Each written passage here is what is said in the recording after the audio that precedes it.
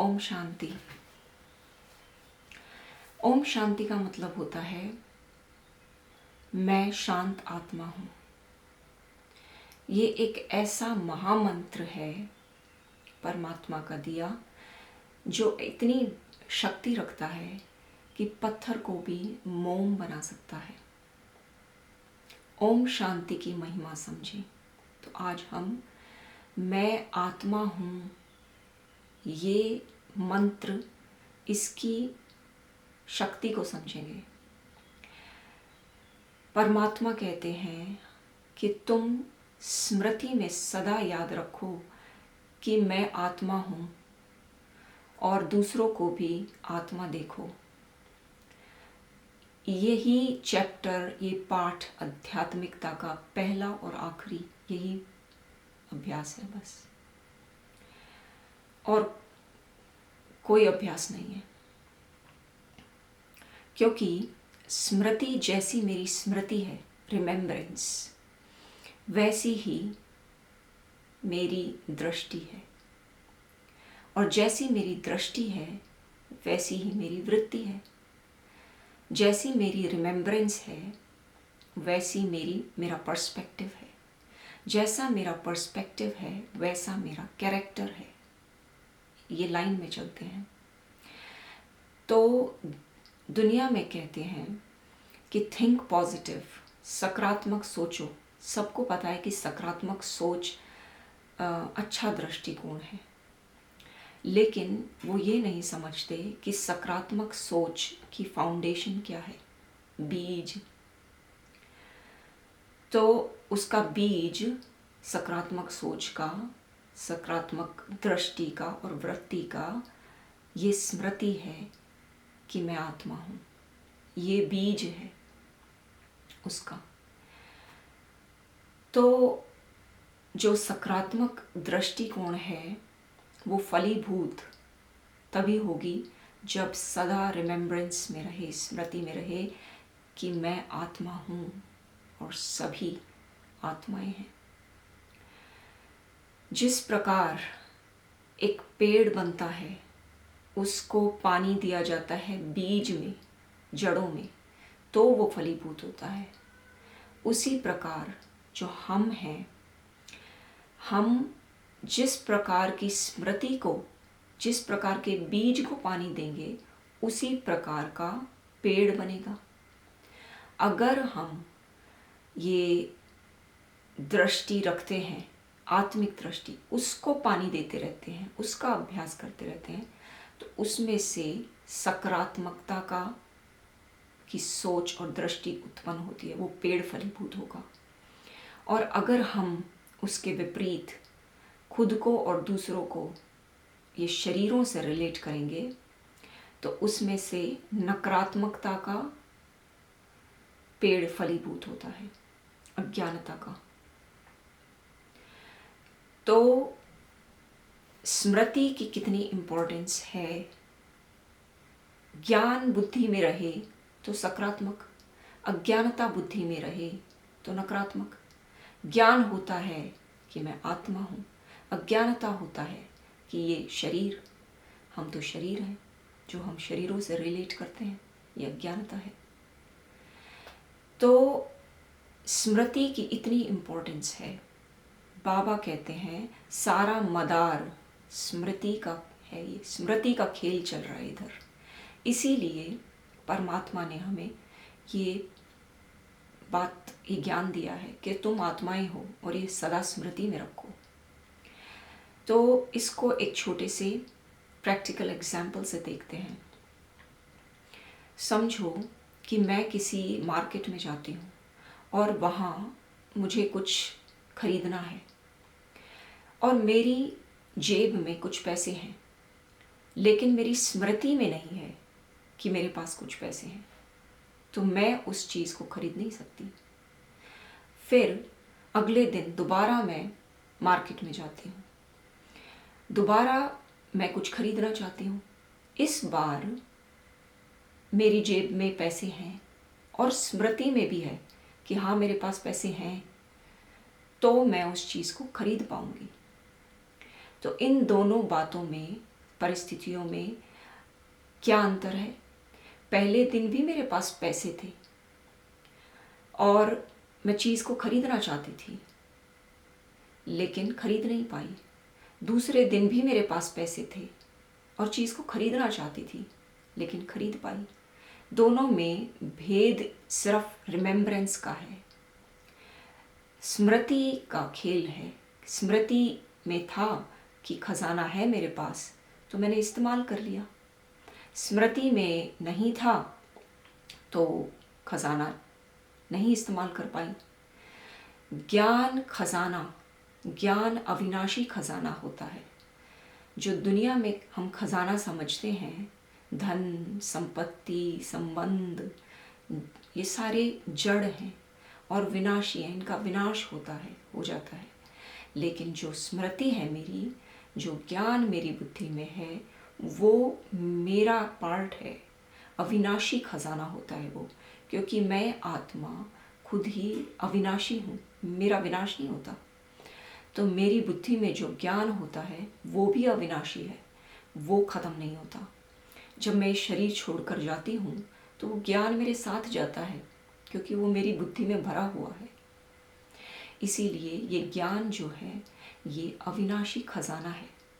और अगर इस ज्ञान को स्मृति में रखेंगे तो ये सकारात्मक वृत्ति और दृष्टि को बनाता है।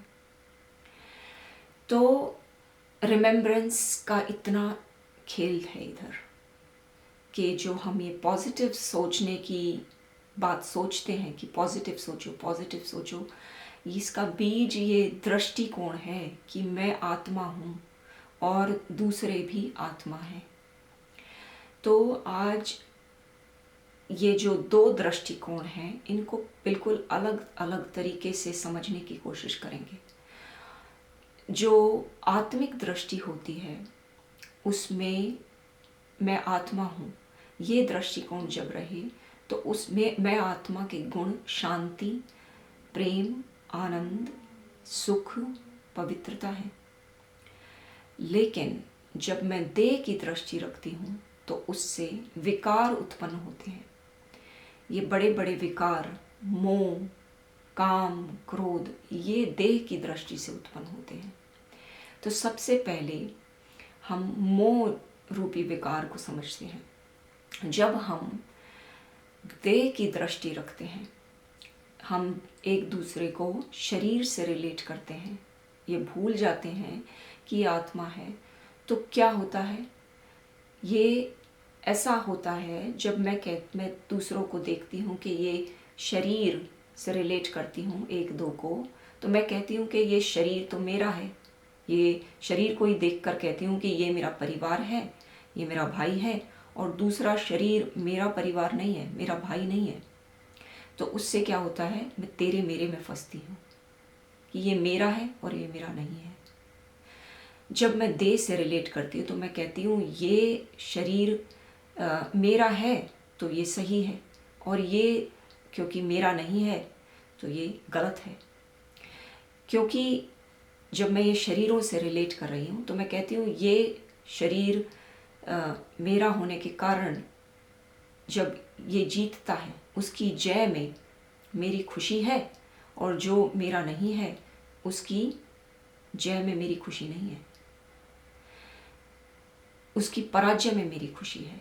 और जो मेरा शरीर है, जो मैं शरीरों से रिलेट करती हूँ, कहती हूँ ये मेरा है, ये मेरा परिवार है, तो उसकी जय और पराजय में मेरी जय और पराजय है, और जो मेरा नहीं है उसकी जय और पराजय में मेरी जय और मेरी पराजय और जय है, उल्टा हो जाता है।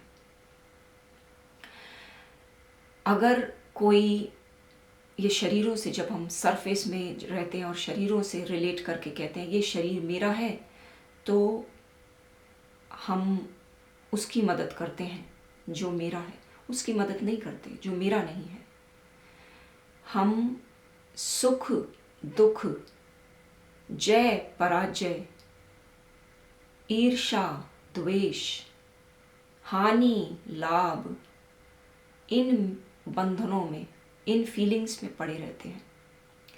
हम जजमेंट में रहते हैं कि ये तो मेरा है। शरीर देखने के कारण ये उत्पन्न होते हैं इमोशंस।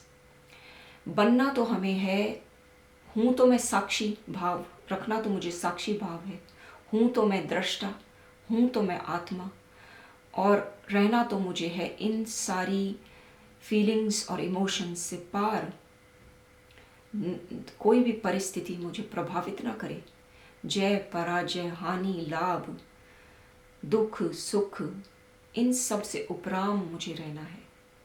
लेकिन इस देह की दृष्टि के कारण मैं इन सब में फंसी रहती हूँ और जज बन जाती हूँ और जजमेंट देती हूँ कि नहीं ये तो सही और ये तो गलत। शरीर की दृष्टि रखने के कारण ये तो सही और ये गलत, ये तो मेरा है तो मुझे इसकी मदद करनी है, ये मेरा नहीं है इसकी मुझे मदद नहीं करनी, ये मेरा है उसके लिए मुझे प्रेम करना है, ये मेरा नहीं है तो मुझे ईर्ष्या करनी है, ये मेरा है तो ये जीते तो मेरा लाभ, और ये मेरा नहीं है तो ये हारे तो उसमें मेरा लाभ। ये ऐसी दृष्टि देह पर हमारी है, इसीलिए आती है। तो ये मोह कहलाता है। देह की दृष्टि जो होती है वो मोह से उत्पन्न होती है, मोह विकार लाती है। और ये जो मोह की दृष्टि है ये सिर्फ संबंधों और शरीर से उत्पन्न नहीं होती, ये वस्तुओं से भी उत्पन्न होती है, वस्तुओं पर भी जाती है। हम वस्तुओं को कहते हैं मेरा है और ये मेरा नहीं है।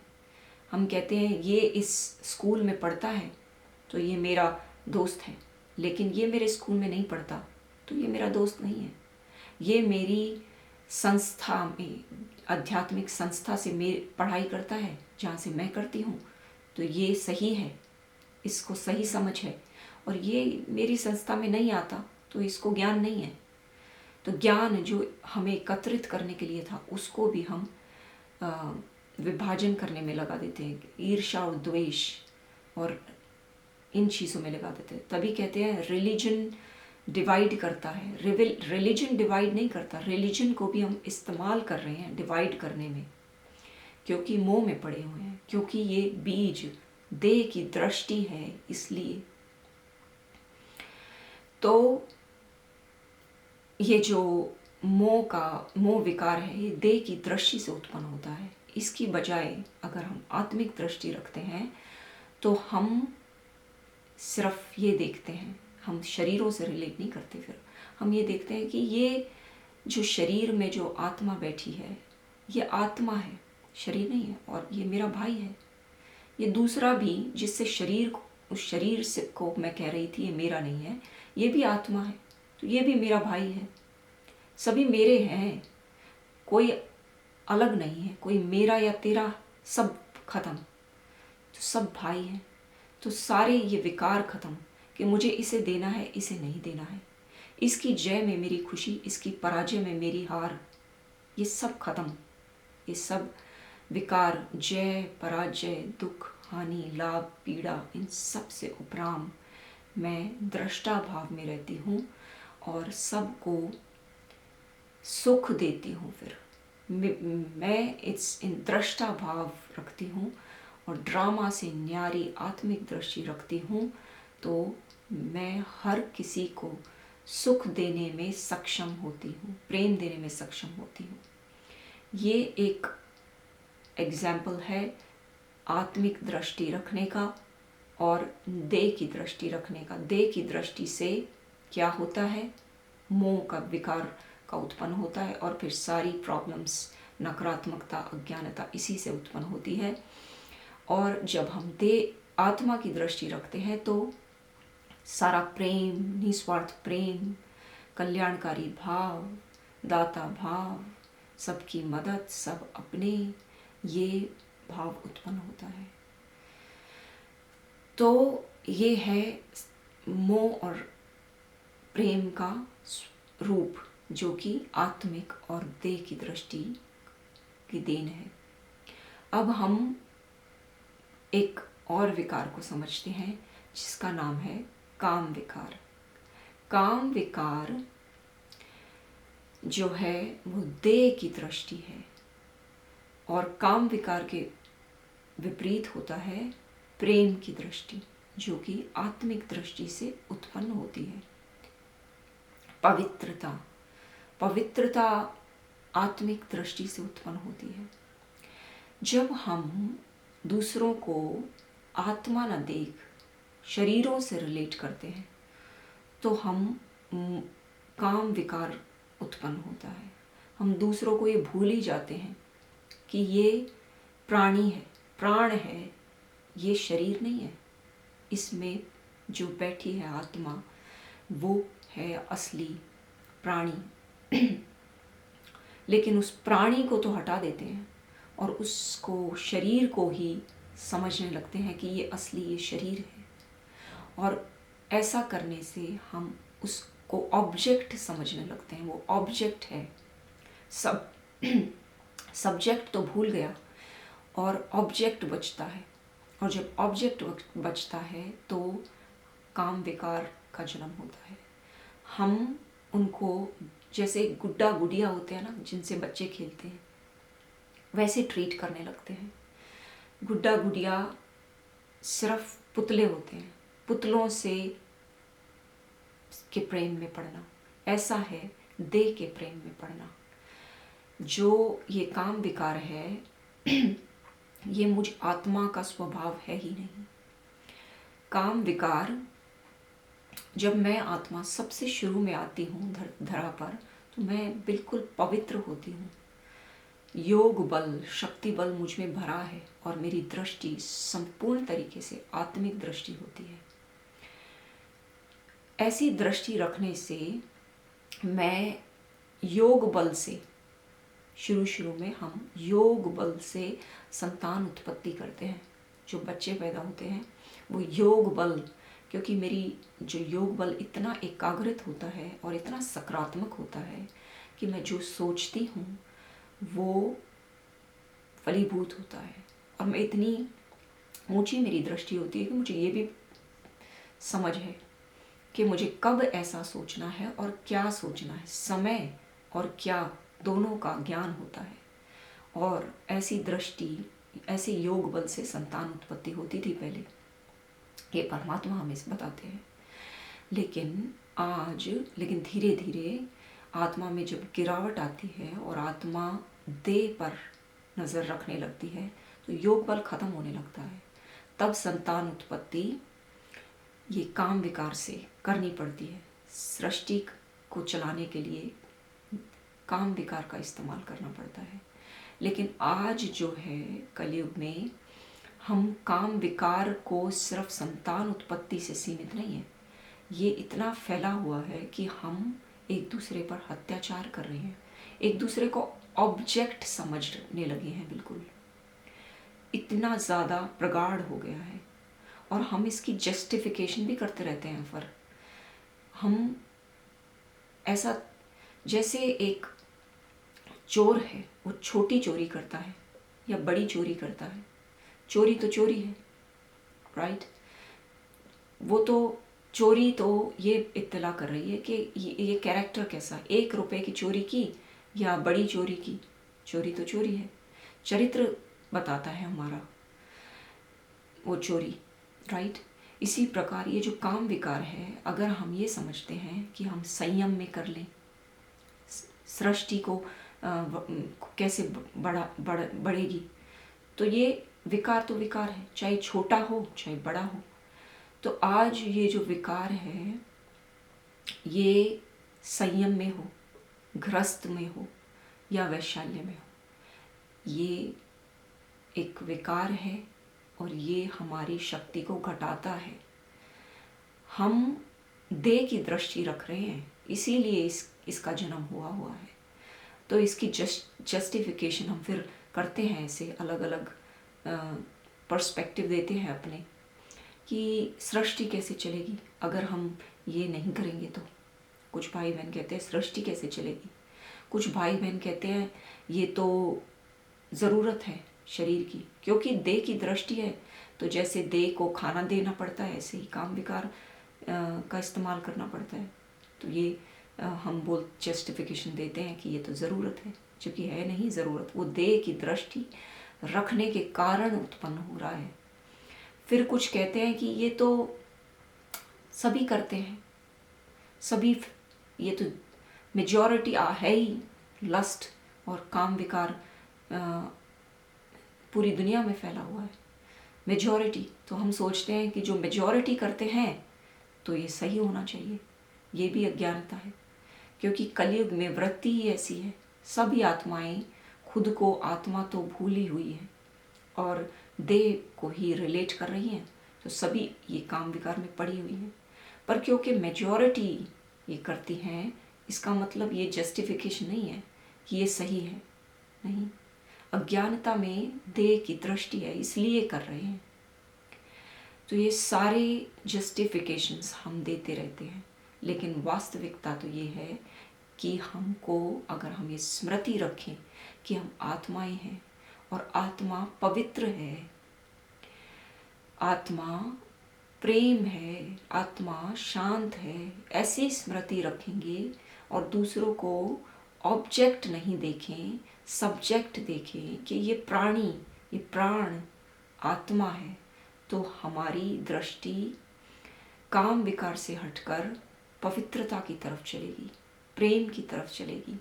मैं उससे प्रेम करता हूँ जो वो है, मैं उससे प्रेम नहीं करता, उस ऑब्जेक्ट से प्रेम नहीं करता जो वो नहीं है। तो उससे मैं किसी को दुख नहीं दे सकता, कष्ट पीड़ा नहीं दे सकता, किसी की गिरावट नहीं कर सकती, मैं अपनी शक्ति को नहीं घटा सकती। तो हमें ये काम विकार से आत्मिक दृष्टि रखकर अपनी आत्मा को पवित्र बनाना है, ब्रह्मचर्य का पालन करना है। हमें खुद भी ऐसा अभ्यास करना है और दूसरों को भी, स्पेशली गृहस्थ में रहकर अपनों को समझाना है कि ये काम विकार हमारी ऊर्जा को घटाता है, अपवित्र बनाता है हमको तो बढ़ना है, अपना योग बल बढ़ाना है, शक्तियाँ बढ़ानी है, स्मृति में आत्मिक दृष्टि रखनी है। तो ये काम विकार हमारे लिए सही नहीं है, गलत है, बहुत गलत है। तो हमें जिस प्रकार अगर बच्चे कुछ खराब मांगते हैं, आजकल फास्ट फूड खिलाओ हमें, शुगरी कैंडीज़ जो उनके लिए ठीक नहीं है वो मांगते रहते हैं, तो क्या हम माँ बाप उनको देते हैं? मना करते हैं, राइट। तो हम जो हस्बैंड्स हैं या वाइफ्स हैं, युगल, ये जो मांगते हैं, अपवित्रता की डिमांड करते हैं, ये हमें मना करना है और उनको समझाना है कि ये पतित काम है, इसमें नहीं पड़ना। ये हम एक दूसरे